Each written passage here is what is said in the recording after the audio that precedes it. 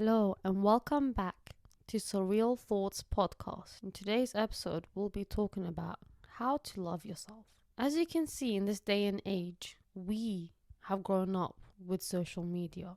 Now, you may be wondering, why am I bringing social media into this when I'm talking about how to love yourself? Well, here's why. Imagine growing up as a teenager and all you're surrounded by is stuff that's posted online. People showing off, flexing. Oh, I'm wearing this. Oh, I'm going out to this place. Oh, look how I look today. And most of the times, we can only see the positive stuff. So only the stuff people want to show us, not everything else that's going on. And see, that's the problem. So a lot of times, people will end up comparing themselves to other people, to other people's lives, which they have no clue about at all. The reason why this happens is because the person who's comparing themselves, they don't feel too secure with who they are as a person. They haven't learned to embrace every part of themselves. Maybe they focus too much on the negative stuff. Or maybe all they could hear in their head is just the stuff that other people have convinced them that they are. And so what happens when you grow up with all of these negativity in your head? It becomes very hard to pull away from it. It becomes all that you know. So social media, such a funny place, isn't it? Because you see all kinds of people on there. You see people who troll, and it's always the people with no profile picture. Why do you think that is? Because they're afraid. They're afraid for other people to judge them. They're scared that someone will point out their flaw. The same flaw that they're making fun of the other person. The other person that they're trolling. See, this is what I mean by projection. People project a lot of times, and that's why I can't really take it personally.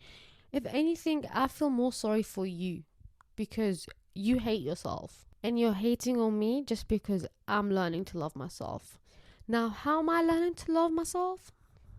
Funny you asked. This shall be the topic of our episode.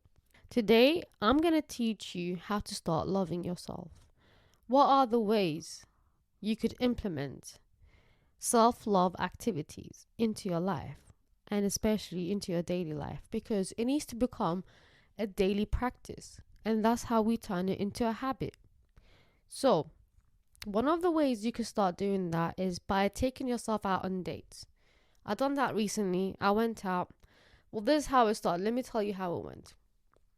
So I was at work, and then I was talking to my colleagues, and my manager told me that he's been to this nice Persian restaurant before, because I was talking about Arab food. And he mentioned something, I can't remember exactly, but he seemed to know about Middle Eastern food. So I was intrigued. I thought, okay, maybe it is a very good restaurant. So I went ahead next day, I planned it, I took myself there.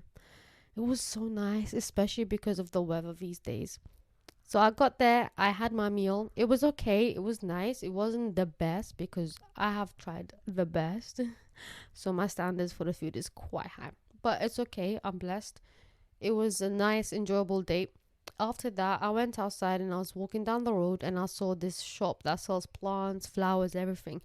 And I thought, you know what? I want to buy myself a rose today. Just one. But then I actually ended up buying two, but whatever. It's okay. Why not? Now the flower has a friend for itself. So I got one red rose and I got one white rose. And the guy wrapped it for me as well in a see-through thingy majig. I don't know, I loved it. It was so cute. And I was just walking around with it and it made me so happy. It's part of my outfit, like having the flower as accessories. Yeah. Okay. You know what I mean. So anyways, after that, I went to a little cute coffee shop. It's called the Coffee Room in Myland. And I sat outside. I was just journaling, writing down ideas for my podcast, my blog management, all that stuff. And I had my camera with me that day as well. I took some photos, which I did edit. I will share them online, hopefully on my blog as well. Oh, by the way, speaking of my blog, it's finally live. So if you type in www.surrealthoughtz with the Z blog, you'll find it. I'm going to start posting daily, like stuff I do, my thoughts, moments of inspiration, and so on. And also, I'll write a blog post regarding this episode so you could read it and understand more in depth what I'm talking about. Anyways, back to what I was talking about. So I took some photos that day and I thought, this is nice. Like, I'm actually taking myself out on a nice, cute little date. By doing things like that, you're teaching yourself how you want to get treated by others. And especially if it's like a romantic partner in the future. It's a bit more different. Like, you can be, intimate with friends emotionally, mentally, whatever. But once you have that romantic partner, it's a bit more different. It's like they get access to you, no one else does. So if you don't love yourself and you're allowing yourself to be accessed like that by someone who may not love you properly the way you want to be loved, and the reason why I say that is because if you're not sure how you want to be loved, which is if you don't take yourself out on dates and discover who you are, then you don't know what you want, what you don't want, and you're just going to take whatever you're, given. And that's the problem. So taking yourself out on dates is crucial. You don't know what you like, what you don't like, what you will accept, what you wouldn't accept. And also by doing that, you are putting out the energy into the universe that you're taking care of yourself. And law of attraction is you get what you put out. And that's how you attract. You attract things that are on the same frequency as you. So if you're vibrating on that self-love frequency, you're bound to get love back. Whether that'll be shown by walking down the street, someone may compliment you, or you just get good vibes back because that's what you're putting out. And when you do that, you are telling the world you love yourself. This is how I expect to get treated. Nothing else. Nothing less than that.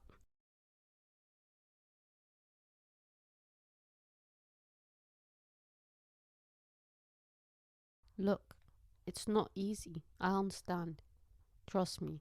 The reason why I'm talking about this is to also help myself, to teach myself self-love. It gets a bit wordy, doesn't it? But not all of us are born with that self-love, especially if we didn't grow up having a perfect life. We don't get taught how to love ourselves. And oftentimes we end up neglecting ourselves. We fail to discover who we are. How are we meant to love others when we don't love ourselves? How are we meant to be dating someone when we haven't dated ourselves? If you haven't discovered who you are, what your likes, what your dislikes, what you can put up with, what you expect, how do you know what you want? How do you know what to expect? The reason why you also need to get very crystal clear on what you want, it's because if you're putting the thought out there into the universe, this is what I want, this is what I don't want, then the universe can give you exactly what you want. But if you're putting out that energy of uncertainty, of being confused, of switching from one day to this, one day to that, then you're putting out confused energy. It's not focused.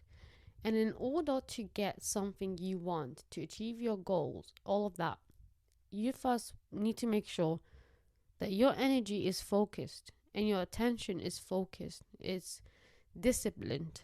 You need to discipline your energy and focus. Because when you're thinking about other irrelevant things all the time, then you're constantly giving that energy away to different kind of stuff, different bunch of stuff. And the thing that you really do need is not getting that energy and attention it needs from you. So why do we dwell on those things that don't matter? It's because we're so afraid of facing ourselves.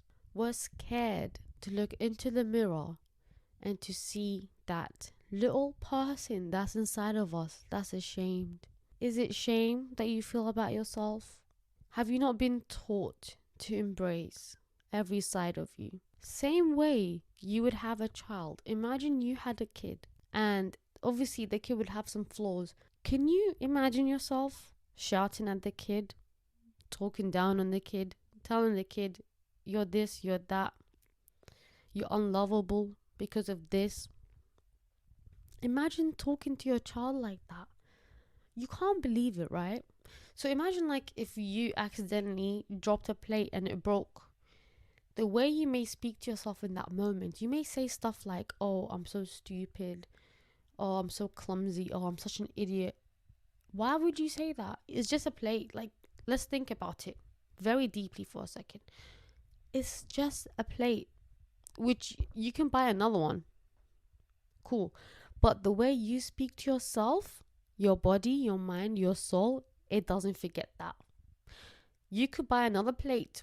You're not going to remember that specific plate 5 years down the line. But your body, it keeps the scores of how you speak to yourself. The trauma that gets inflicted upon you, your body remembers that. And that's why it's very important to cultivate a lifestyle, a kind of way of living that minimizes those traumatic experiences. If it's obviously within your control, because I do understand, of course, that not everything is within our control. Sometimes people traumatize you and you have no control over that. But let's not make it even worse by inflicting trauma on ourselves that we can prevent, which is one of the things is the way you speak to yourself. You need to speak to yourself with love. How do you expect someone to speak to you in a nice, lovely way if you don't even do it for yourself? So it all starts with the self. Don't focus so much on other people. Focus on you. Do you like yourself? And sometimes when you start to overthink about, oh, does this person like me or not? Ask yourself, do you even like them yourself? Why should we care about other people's validation and approval? It doesn't do anything for us. The only body you're stuck with and mind is yourself. Make sure it's a nice place because you're there forever. Yeah, whether you like it or not. So, since we're forced to be with ourselves, we might as well learn to love who we are. Because, come on, you can't die. Yeah, we're not going to get into that, but I know you're a strong soldier. And there's a reason why you were born. To find that drive, first you need to understand your purpose. Why do you think you are here? Everyone is here for a reason, okay? Nothing happens for no reason. Everything does happen for a reason. And whether you can see that right now or not, you can't. So let's focus on the baby steps that we can take.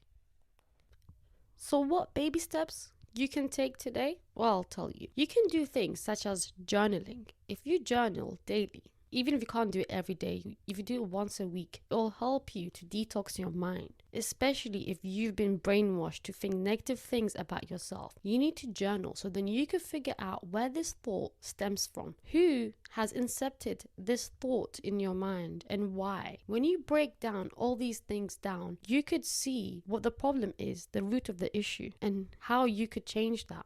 So if you have thoughts such as, oh, I'm not good at this, I'm not good at my hobbies, I suck, or whatever, write down, when was the first time you heard that thought? Who has given you that opinion of you? Sometimes it's not anyone else, sometimes it's you assuming by making up a story in your mind to fill in the gaps for things that don't make sense. Sometimes, especially when you don't get closure, whether it's from people or things that have happened before. So journaling is key. Another thing you could do is you could literally do voice notes, record yourself talking to yourself. If you don't have the time or energy to journal every day, you could record yourself even outside as you're walking, as if you're talking to a friend. Talk to yourself. Basically, anything you do that would allow you to sit down and have a conversation with yourself, that is a form of meditation in a way, where you could block out the world, block out external things that are plaguing your mind with negativity. So journaling,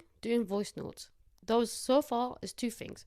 Now, you could also, which is what I've been talking about, taking yourself out on a date, even if you can't go outside, especially for people who have anxiety and so on. You could literally create a nice dinner date for yourself at home. You could order ingredients. You could order it online using Uber Eats, whatever you use, and make a nice home-cooked meal for yourself. If you don't have energy, you could order something. As long as you get to have that moment with yourself, the same way that you would expect someone to do that for you. Don't wait for someone to do it for you. Do it for yourself, because sometimes that person will never come, especially if you're always dependent on that, especially if you're just expecting that someone will come along and save you. They wouldn't. First, you have to save yourself, because even if someone does come along and help you out, what will you do after they leave? You just go back to square one. There's no point in that. That is not sustainable solution. We must implement sustainable solutions that we could rely on even when things are falling apart. By setting that foundation in your mind, nothing could come and make it crumble. You create that force within you where no one could come along and change that perception, the way you perceive yourself. And that's the least you could do for yourself after years of enduring trauma and neglect and mistreatments from people. Another thing you could also do is create, in your notes app, you could create a folder, title it About Me, whatever you want to call it. And as you go along, daily, weekly, monthly, yearly, whenever, add to that folder things that you discover about yourself and you're like, oh, I like this, write it down. And then at the end, you'll see you're basically like creating your profile of who you are, essentially. So, sometimes when people ask you, so tell me about yourself, and sometimes your mind is just blank because you haven't had that moment to actually sit with yourself and wonder what that is. It's like you've been working on autopilot subconsciously, just doing what you've been programmed to do. So when you're faced with a question like that, it just comes up as blank, but not because you don't actually have things to talk about. You need to write these things down. That's how we remember, by writing down. Otherwise, if you just say things out loud all the time, it gets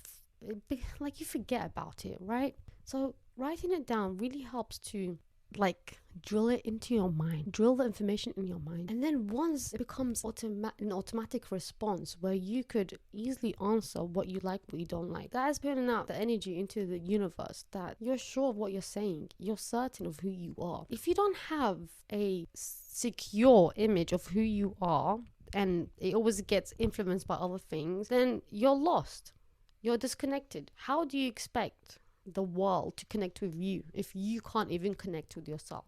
So just find new activities that you can do every day, once a week, whenever you have the time. But you must at least create 5 minutes in the day where you could talk to yourself. You have to make 5 minutes out of your day for yourself. Think about it. It's not that long. You could literally be in the toilet for 10 minutes on your phone, right? So 5 minutes is not too hard. You could put some nice relaxing music in the background, write your thoughts down, or even just stare at the wall and just zone out, Zen. Have a nice Zen peaceful moment. Let's see. What else can we do? What would you do for someone else? If you're trying to know someone, how would you try to get to know them? You would ask them questions, right? So you could do that. If you can't think of questions, you could find them online. Questions to get to know someone. And then you obviously ask yourself those questions and then write it down or record it. Heck, even make a video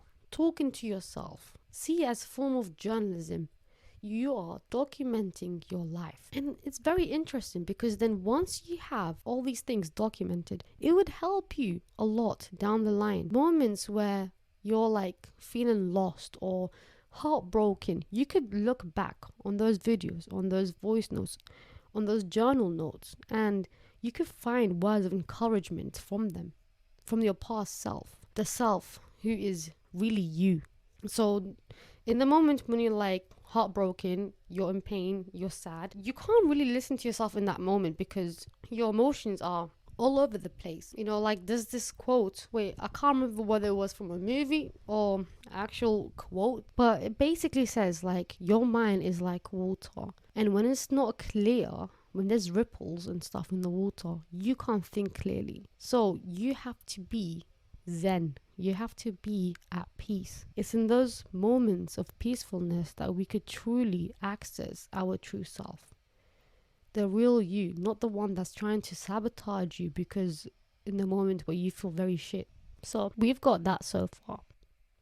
Don't listen to yourself when your emotions are all over the place. When you're faced with a very heartbreaking moment, that's not the best time to listen to yourself. Look back on previous stuff that tells you who you really are.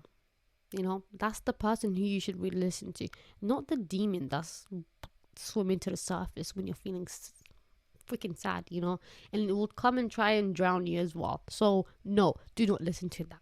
Well, we have reached the end of this episode. Thank you so much for listening, and I hope you listen to the next episode as well, because I want you to heal.